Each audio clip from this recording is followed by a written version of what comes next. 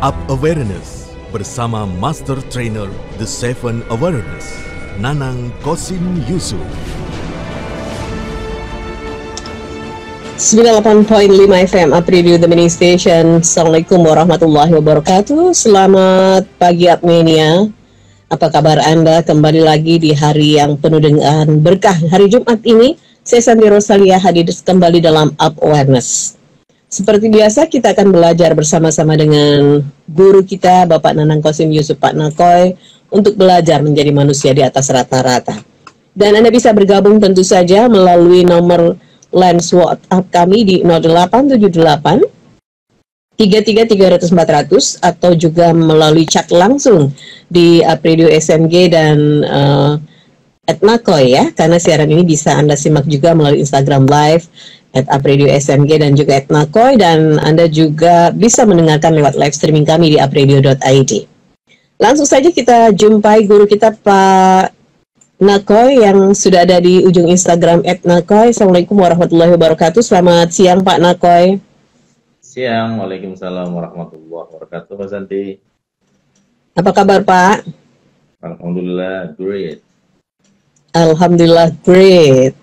Cerah juga ya Pak Jakarta, seperti juga Semarang yang pagi tadi sempat keguyur gerimis. Tapi di jam ini kembali cerah dan mudah-mudahan cerah juga semangat kita semua menyambut hari yang penuh dengan berkah hari Jumat ini. Dan ini masuk di bulan Sya'ban ya Pak ya?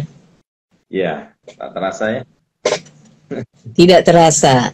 Tinggal sebulan lagi menuju Ramadan. Mudah-mudahan kita sampai di bulan suci. Sudah siap Pak? Kalau Ramadan Mas Santi. Oh, oke. Wah ini the awareness of Ramadan. Ramadan mengubah nasib kita. Karena transformasi ya, kita jadi human transformation. Kita menjadi manusia yang bertransformasi melalui Ramadan. Jadi kata Jibril itu, kata Malaikat Jibril ya waktu minta doa ke Rasulullah, merugilah orang-orang yang Ramadan datang 1 bulan penuh padanya tapi nggak pernah diampuni segala dosanya gitu. Auzubillah min dzalik. Merugi ya. Baik. Kita semua mudah-mudahan menjadi insan yang beruntung ya Pak sampai dengan bulan Ramadan, dan tadi transformasi itu bisa dilakukan tentu saja dengan sebulan penuh, itu kesempatan yang cukup banyak sebetulnya bisa kita optimalkan. Baik Pak Nakoy, hari ini kita akan ngobrol tentang marketing langit. Nah ini juga yang menjadi sebuah rahasia ya. Ternyata kalkulator itu tidak hanya milik kita saja, tapi ada kalkulator Tuhan yang kita tidak tahu ya Pak ya. Oke, baik, kita akan simak dulu ilustrasinya dari Pak Nakoy dalam Up Awareness kali ini, marketing langit. Up Awareness bersama Master Trainer The Seven Awareness, Nanang Kosim Yusuf.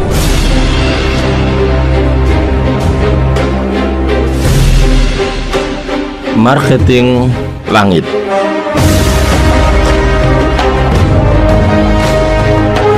Salam kesadaran Indonesia. Sahabat-sahabatku yang great dalam dunia marketing, dalam dunia sales marketing, seringkali kita terbiasa dengan beberapa pola-pola yang sudah sangat lama.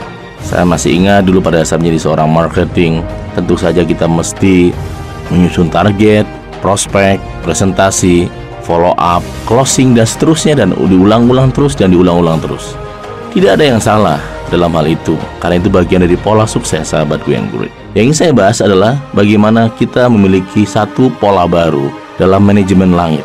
Marketing yang lama atau marketing yang sebelumnya, pola marketing sebelumnya adalah kita selalu mencari rezeki. Maka namanya mencari, kita cari, kayak kita sedang mencari alamat rumah, sahabat-sahabat yang great.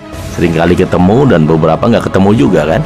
Nah, marketing langit, kita bukan mencari rezeki, tapi kita sedang dijemput atau kita sedang menjemput rezeki. Jadi kita sedang menjemput rezeki. Kayak kita sedang menjemput tamu kita. Kita udah tahu di mana letaknya. Awalnya kita dijemput rezeki atau menjemput rezeki. Lama-lama kita dikejar-kejar oleh rezeki. Betapa nikmatnya orang-orang yang dikejar oleh rezeki. Tentu saja berbeda dengan orang-orang yang mengejar rezeki, sahabatku. marketing langit, salah satu yang menjadi penting, saya ingin membahas minimal 3 pola dalam marketing langit yang dilakukan oleh banyak orang yang membuat akhirnya kita dikejar-kejar oleh rezeki. Kita menjadi magnet rezeki. Yang pertama adalah di marketing langit adalah kita dimulai dari kita luruskan niat bahwa apa yang kita lakukan saat ini adalah untuk Tuhan, untuk Allah. Kita niatkan bahwa usaha ini menjadi bagian dari ibadah masing-masing. Yang kedua, dalam marketing langit kita nggak pernah meninggalkan sholat yang disebut dengan sholat duha, di mana kita duhanya ini bukan karena semata-mata sunnah saja, tapi juga karena bentuk syukur kita kepada Tuhan karena diberikan banyak rezeki yang nggak pernah kurang, begitu luar biasa.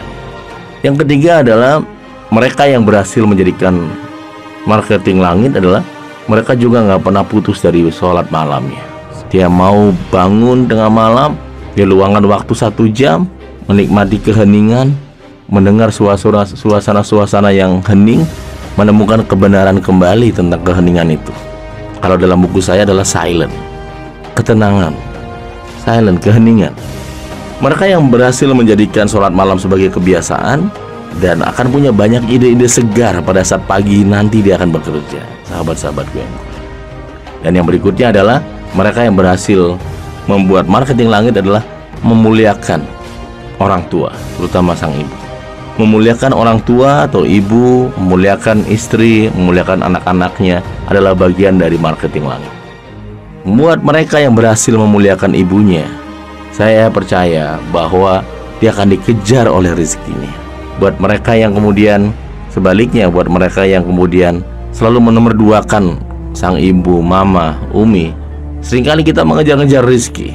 Jadi cek ulang, seandainya kita bagian dari orang yang kayaknya rezeki sudah akan datang ke kita tapi meleset. Jangan-jangan ada hal yang harus kita perbaiki, termasuk ke orang tua. Tapi buat Anda yang selalu menikmati syukur begitu luar biasa, rezeki datang nggak pernah duga-duga dan datang lagi, bahkan kadang-kadang kita pun belum sempat mengucapkan syukur, tapi datang lagi dan datang lagi. Salah satu kekuatannya pasti Anda memuliakan ibu atau orang tua Anda, memuliakan istri Anda, memuliakan anak-anak Anda, dan seterusnya. Itu bagian dari marketing langit. Dan buat teman-teman yang ingin terus membahas ini, akan terus saya bahas bersama Anda di program yang sama. Saya Nanang Qasim Yusuf, penutur kesadaran Indonesia.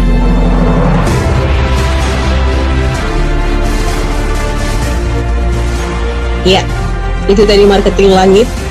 Ada 4 hal yang saya catat dari bagaimana kita bisa mendapatkan satu strategi marketing langit itu sendiri, ya Pak Nakoy.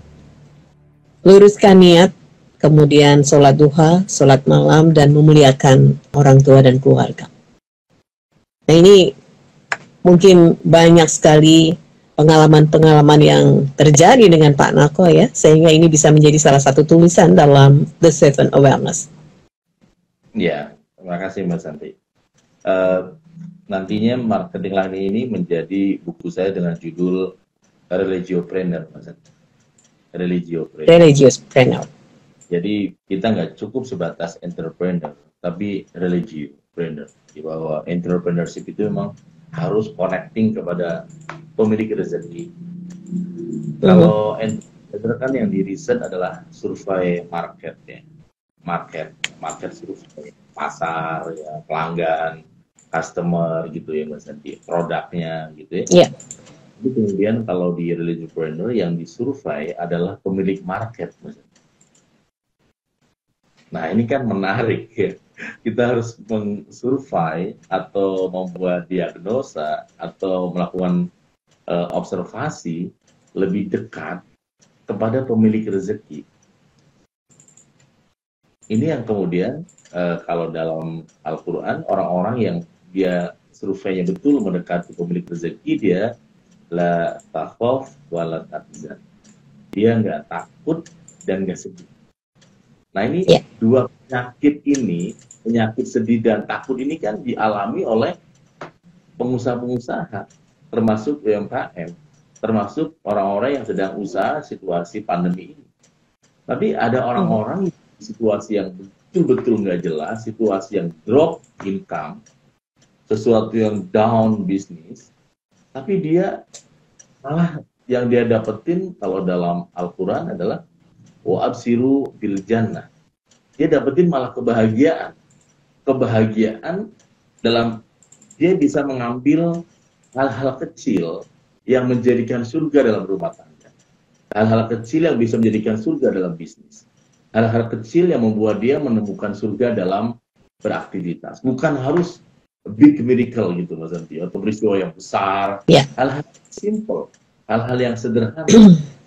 Dan inilah yang kemudian saya yakin ya, orang-orang yang kemudian dia selalu ya merasa beruntung, orang-orang selalu merasa bahagia, orang-orang merasa dapetin hikmah besar di atas pandemi COVID ini.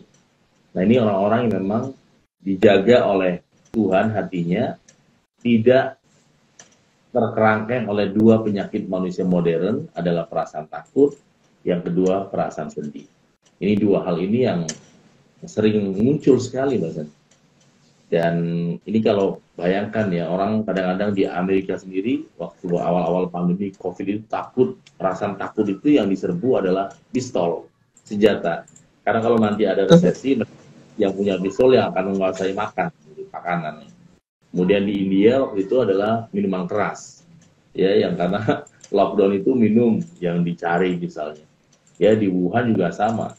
Dan di Indonesia sebenarnya entrepreneur itu Indonesia udah ada, warisan oleh nenek moyang, oleh para ulama, oleh para kiai-kiai, ya. Bahkan kalau di Jawa misalnya, orang tua kita selalu menggunakan konsep beruntung.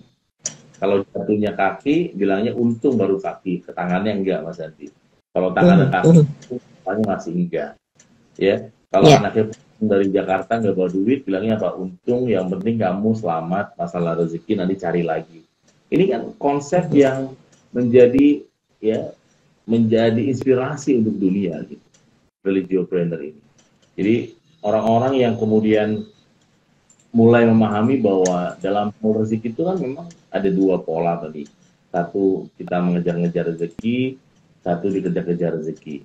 Nah, marketing langit ini saya lihat, saya amati gitu loh, di situasi seperti ini, dia kayak dikejar-kejar rezeki, Mas Santi. Di situasi pandemi, teman juga rezeki kan, ya. Kemudian di situasi pandemi, ilmu malah makin banyak, ya kan. Di situasi pandemi malah networking malah tak terbatas, ya. Di situasi pandemi, ya, malah kesempatan silaturahim malah terbuka lebar. Di situasi pandemi malah waktu buat keluarga juga semakin banyak. Ini kan menjadikan rezeki yang betul-betul dahsyat. Yang betul-betul dahsyat. Hal yang menurut saya ya harus kita jadikan sebagai konsep bahwa ya insya Allah rezeki itu akan mengetuk-ketuk seperti tamu yang belum selesai dibuka, ada lagi. Kayak kita pesan GoFood gitu loh, Mas Santi. Baru selesai tutup pintu, tok, kesana datang lagi, tok. Jadi speechless akhirnya. Gimana nih? Ucapin syukur sekali, Allah ngasihnya banyak banget gitu. Banyak banget. Terbayang ya, kalau ada pesan baru selesai buka pintu, datang lagi GoFood ngasih makanan. Sampai betul-betul tangisan, bukan tangisan cengeng, tapi tangisan kebahagiaan gitu. Itu yang mau kita bahas ya, gitu maksudnya. Ya, baik. Jadi kita nggak GR ya Pak, kalau kita merasa bahwa Tuhan itu sayang banget sama aku ya, gitu itu nggak GR ya Pak. Itu menjadi salah satu bagian syukur ya. Kadang-kadang kan hal kecil mungkin bagi orang, tapi bagi kita ini adalah proses yang disyukuri banget gitu ya. Nah kadang-kadang takutnya, kok GR banget ya aku gitu ya. Padahal aku ke Tuhan tidak begitunya, tapi Tuhan ke kita begitu sekali gitu kan. Nah Pak Nalkai, 4 hal yang tadi sudah disampaikan Pak Nalkai dalam marketing langit ini, itu menjadi sebuah pembiasaan yang harus dilatih memang Pak ya. Kembali lagi pada kebiasaan yang harus dilatih 21 hari tadi. Nah ini harus diulang dan diulang memang ya Pak. Bicara soal doa malam itu memang doa yang tulus, tidak pakai syarat ya Pak. Dalam keheningan. Kemudian ya Allah yang memberikan segalanya, bahkan yang memberikan izin kita untuk mendapat syafaat Rasul juga dari Allah dan lain-lain. Nah itu seperti itu sebetulnya ya Pak ya, bagaimana kita mencoba untuk bisa mengetuk langit untuk menurunkan rezeki kepada kita. Ya. Baik, Pak Nakoy, ini ya ada yang sudah bertanya Pak lewat WhatsApp, kita buka dulu dari 0856 sekian. Dari Andrew, selamat siang Apridio, selamat siang Pak Nakoy, assalamualaikum warahmatullahi wabarakatuh. Bicara soal marketing langit dan juga bicara tentang money magnet Pak. Buat saya memang segalanya butuh uang, tapi uang tidak akan bisa memberikan segalanya. Nah, bagaimana Pak Nakoy mendapatkan kebahagiaan di tengah kesuksesan yang sudah saya dapatkan, karena saya masih merasa hati saya sering hampa. Terima kasih, Andrew, Pak. Ya, memang hampa itu seringkali tidak hanya dimiliki oleh orang-orang sedang menuju sukses ya. Saya pernah meng-coaching seorang yang punya penghasilan 1 hari 1 miliar misalnya. Yeah. Dan dia bilang ke saya seperti ini, waktu saya miskin, saya tuh semangat sekali ya dalam bekerja. Sekarang nggak kayak dulu waktu saya miskin. Jadi dia pengen waktu dia miskin tuh muncul lagi etosnya, semangatnya. hilang misalnya. Nah, ya bagaimana ya, yang coachingnya ini orang yang memang miliarder gitu loh. Secara keuangan ya saya kalah dengan dia ya. Dia sehari 1,4 miliar misalnya.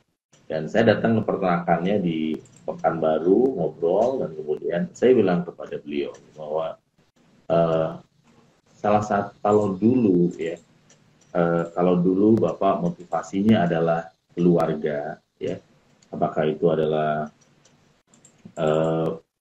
orang tua atau mungkin ya keluarga.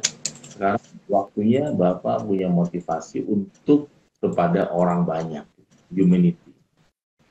Jadi tetap konsepnya adalah memberi atau sedekah, tetapi lebih luas lagi.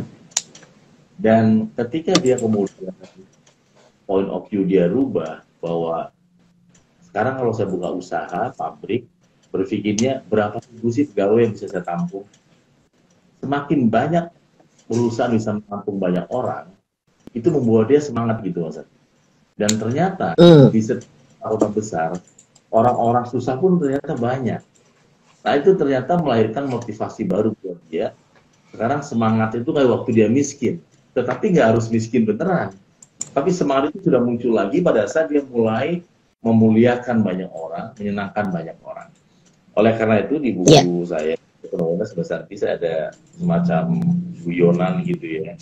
Untuk teman kita yang nanya tadi, saya tulis bahwa kalau kau ingin bahagia 1 jam, tidurlah. Kalau kau ingin bahagia 1 hari, pergilah memancing. Kalau kau ingin bahagia 3 bulan, ya mintalah warisan ke orang tua sebelum dia wafat. Ya. Tapi kalau kau ingin bahagia selamanya, cintai dan layani. Nah ini melayani, mencintai, memuliakan orang lain itu juga bagian dari meaningful life. Hidup yang betul-betul berarti, bernilai, ya. Dan ini sangat-sangat mudah kalau kita biasa. Tapi kalau belum terbiasa, tetap sulit Mbak Santi. Tetap sulit ya. Yeah. Itu salah satu yang juga penting dalam meaningful life. Ya. Yang kedua, di dalam Seven Words sendiri untuk meaningful life itu memang word-nya adalah to live, we need water, meaningful life, we need silence. Jadi untuk hidup yang bernilai, hidup yang bermakna, hidup yang dahsyat, hidup yang di atas rata-rata, we need silence. Nah, salah satu aplikasi dari silent di dalam Seven Words itu adalah kita bangun malam dan kita menikmati keheningan dengan ibadah. Dan setelah itu, kalau nanti teman-teman ikut 21 days ya Mas Santi, setelah itu kemudian lanjutkan dengan 1 jam silent. 1 jam silent itu kan ada menyusun planning, visi, knowledge, sampai kemudian kontemplasi. 1 jam itu lengkap semua di situ. Tapi intinya adalah kita terbiasa untuk menghidupkan dunia keheningan.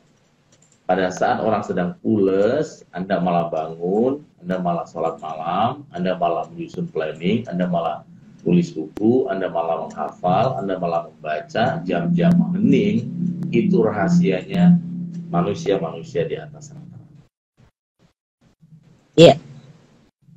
Jadi itu ya Mas Andrew ya, ilustrasinya sudah dikasih contoh juga sama Pak Nakoy. Bahkan seorang miliarder pun merindukan etosnya saat waktu miskin dulu ya, sebelum jadi miliarder. Nah Pak Nakoy, agar bisa terjaga sebetulnya etos itu ya Pak, bagaimana Pak antara yang dulu dengan sekarang itu? Apakah ada point of view tersendiri sehingga itu bisa konsisten, kemudian juga apa ya Pak, tidak mengurangi etos yang sudah ada, artinya tambah meningkat barangkali itu Pak?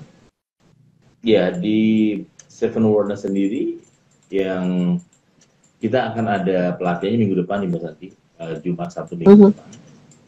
Ada bagian yang namanya vision ya, the art of esoteric vision. Di sana dilatih bahwa enrich your vision every day. Perbesar, perkaya mimpimu every day. Setiap hari. Bukan setiap tahun sekali, bukan setiap bulan, tapi every day. Setiap hari, sehingga itu latihan itu. Kenapa 21 hari? Karena biar tiap hari kan. Biar 21 hari, biar tiap hari. Every day. Kita perbesar sebesar mungkin, setajam mungkin, sekuat mungkin, agar kemudian masalah yang besar kelihatan kecil. Kalau kita nggak mau perbesar, maka yang akan tampak adalah masalahnya akan besar, dan mimpi itu akan terlihat kecil. Karena masalahnya kelihatan besar, mimpinya kecil, akhirnya kita jadi nggak antusias.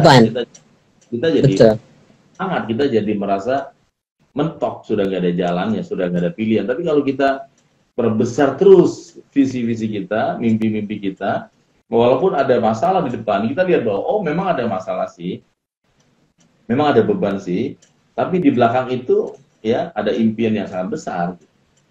Nah itu juga sangat penting ya Mas Andi, bahwa di belakang masalah itu ada mimpi besar sekali. Tapi kalau kita kemudian kita nggak memperbesar visi itu tiap hari, yang muncul adalah problem, lawan kecil, lawan besar.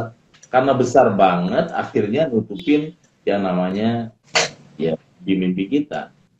Nah kalau sudah nutupin, akhirnya jadi pribadi yang ya tentu saja mudah menyerah, mudah putus asa, ya namanya yang dihadapi adalah masalah dan masalah gitu. Jadi perbesarlah diri ini dengan tadi ya Pak, terus membuat visi setiap hari bahkan yang disampaikan oleh Pak Nakoy ya, dan perbesar terus sehingga masalah itu kuotanya semakin menyempit sehingga mudah untuk terselesaikan ya Pak, dan tidak fokus di masalah. Baik. Sekarang ada Tina. Selamat pagi Apredio dan Assalamualaikum warahmatullahi wabarakatuh. Sukses selalu untuk Awareness dan berkah selalu untuk Apredio dan juga Pak Nakoy. Terima kasih, amin. Tina menanyakan begini Pak. Bagaimana ya Pak menjadi pribadi yang melonggar, tidak cepat patah hati, tidak cepat tersinggung, dan juga tetap selalu menjaga nilai-nilai positif sehingga kita bisa optimis menapaki hidup. Saya kebetulan ibu yang mempunyai 2 orang anak dan single parent. Tina, oke, terima kasih. Ya Tina, jadi Bu Tina ya, atau Mbak Tina, di Awareness of Silence, di Seven Awareness yang kedua, saya membahas tentang bagaimana kita bisa menemukan yang namanya window of opportunity. Bahwa orang-orang hebat, orang-orang yang di atas rata-rata, memang dia bisa melihat jendela peluang di antara kesulitan. Window of opportunity tadi. Nah, salah satu caranya adalah kita berlatih untuk silent. Nah, silent itu salah satunya adalah kita melakukan yang namanya, kalau di psikologi adalah ektrospeksi. Ektrospeksi ini atau disebut dengan tadabbur. Misalnya Mbak Butina lihat ke awan ya, lagi gelap sekali. Mungkin kayak mau hujan gitu Mas Andi ya. Atau lagi hujan. Atau lagi awan gelap sekali. Sebenarnya kan kalau Bu Tina merenung, jangan-jangan di atas awan itu sedang ada cahaya matahari. Hanya masalahnya kita nggak tahu. Hanya masalahnya karena kita nggak naik pesawat, jadi kita nggak tahu. Tapi kalau kita naik pesawat, di bawah hujan deras di bandara deras, di atasnya itu ternyata terang benderang. Jadi kita ini butuh pesawat, kita ini butuh tools untuk bisa menembus itu semua. Nah, tools itulah yang memang ya kita cari, kita gali ya. Apakah melalui komunitas, melalui belajar, melalui training, melalui kajian seperti ini, melalui punya coaching, punya teman, dan sebagainya. Kebetulan kan Mbak Sandi juga lihat ya, sejak pandemi saya membuka coaching itu dari angkatan 1, kemarin Kamis angkatan 90 Mbak Sandi. Dan rektor, ketua alumninya rektor. Tapi kan pesertanya beragam, Mas Sandi. Di Hong Kong rata-rata juga banyak yang juga single parent kan. Dan mereka awalnya juga auranya aura kasihan. Tapi mereka berjuang dan mempraktekkan dengan sungguh-sungguh. Sekarang auranya aura kasih, ya auranya aura bahagia ya. Nah, sehingga salah satu juga di dalam Seven Awareness, Mbak juga atau Ibu, cobalah tulis di kertas sebuah rumus atau sebuah quote yang cocok dengan Ibu sehingga Ibu bisa tersenyum sendiri. Ya, jadi penting sebagai sebuah pengingat. Misalnya kayak tadi bahwa kalimat dalam buku Seven Awareness, di atas awan yang gelap masih ada cahaya matahari, sehingga Ibu iya ya, ini corona kayak gini, tapi jangan-jangan di belakang setelah corona rezeki malah berlimpah. Saya nggak tahu kan, itu kan akhirnya Ibu bisa tersenyum. Karena salah satu ciri orang cerdas emosi memang dia bisa memotivasi dirinya pada saat sedang down, dia bisa memotivasi dirinya pada saat sedang dalam keadaan kritis, dia bisa memotivasi dirinya kemudian agak selalu di atas. Nah, ini sangat penting ya. Ibu boleh cari kata-kata yang simple, tapi ketika membaca kalimat itu, iya, siap, dan akhirnya tersenyum. Nah, itu sebagai alarm ya, sebagai sebuah cerminan kata-kata itu penting. Saya juga, teman-teman sudah tahu, salah satu quote favorit saya adalah hanya punya satu alasan, yaitu tidak ada alasan. Dan itu pun saya praktekkan. Ya, saya praktekkan. Saya besok insya Allah di Maret ini keluar buku baru Mas Adi tentang Seven Awareness of Excellent Talent. Nah itu kenapa hanya punya satu alasan kan? Nah saya jadi rumus itu saya praktekkan untuk diri sendiri. Saya punya kode-kode atau tanda-tanda sukses yang dibuat. Ibu juga bisa, ya, ibu juga bisa buat misalnya kata-kata yang membuat ibu ya termotivasi dan yakin bahwa adanya putri ibu hari ini justru menjadi 1 minute awareness gitu, untuk ibu lebih sukses lagi di masa. Iya, jadi ada yang dilihat ibu ya, motivasinya untuk 2 orang anak ibu tadi. Single parent itu wanita luar biasa kalau saya lihat memang ya. Ini beberapa lulusan dari The Seven Awareness juga sama, bahkan berada di luar negeri Pak ya untuk menjemput rezeki di sana. Ada Mbak Zuplo dan lain-lain juga. Baik Pak Nakoy, terima kasih untuk Mbak Tina dan Mas Andrew ya. Kita akan akhiri perbincangan hari ini dalam Marketing Langit di Awareness. Pak Nakoy, apa yang mau disampaikan Pak Nakoy? Silakan. Udah ya. Cepet juga. Ya.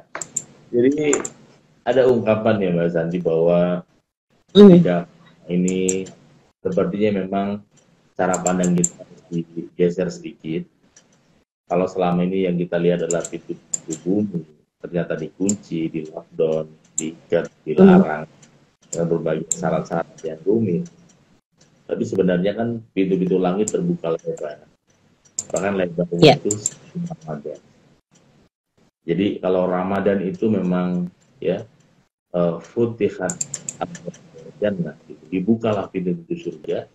Nah ini sebelum Ramadan ini kayaknya Tuhan ingin kita melihat ke atas bahwa buka semua pintu-pintunya. Tinggal kamu mau berani nggak untuk melangkah. Sehingga walaupun sebagian diri kita ketarik ke bumi dengan berbagai persoalan yang berat sepanjang siang hari, maka izinkan tengah malam itu Anda menatap ke langit sana dan kemudian terconnecting dengan pemilik rezeki, dan akhirnya ketika Anda turun kembali dalam aktivitas sehari-hari, Anda lebih tenang, lebih yakin, lebih percaya. Tidak mungkin Tuhan akan salah bertukar rezeki kepada orang lain gitu. Dan itu akan memberikan pengaruh yang sangat dahsyat, seperti ungkapan di buku saya Happiness, bahwa income kita tergantung perasaan bahagia kita. Demikian Mas Santi. Terima kasih Pak Naga untuk insight-nya hari ini. Dan sukses selalu, tentu saja salam untuk keluarga. Insya Allah kita ketemu lagi Jumat depan Pak ya, dengan tema yang lain. Dan Assalamualaikum warahmatullahi wabarakatuh. Disiarkan langsung dari Menara Universitas PGRI. Up Radio. Jalan Sidodadi Timur, nomor 24 Semarang. Inilah 98.5 FM. Up Radio, the mini station.